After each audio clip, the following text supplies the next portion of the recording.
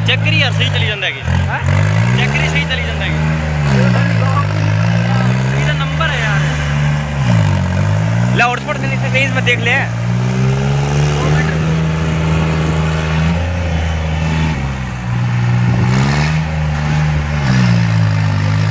number lie they 8111